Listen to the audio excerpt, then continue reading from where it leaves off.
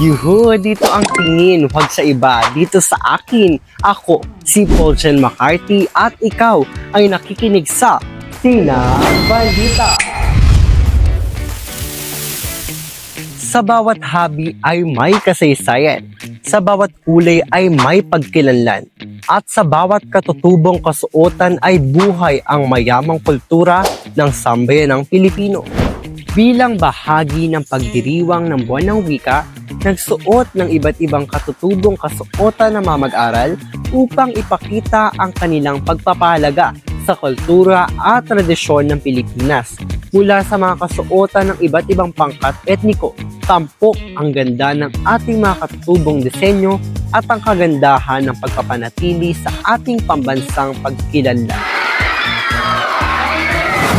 Ano nga ba ang kalagahan ng katutubong kasuotan sa ating kultura? Para mapakita natin ang pagmamahal natin sa bansa. Para po mapanatili yung kultura natin ng bawat Pilipino at para po tumatak sa puso't isip po natin. Higit pa sa isang kasuotan, ito ay simbolo ng ating kasaysayan, pagkakaisa at pagmamalaki bilang Pilipino. Sa bawat tibla ng tela ay nakaukit ang ating pinagmulan at sa bawat Pilipinong nagpapalaga sa kultura, patuloy na nagningning ang ating pagkinanlan.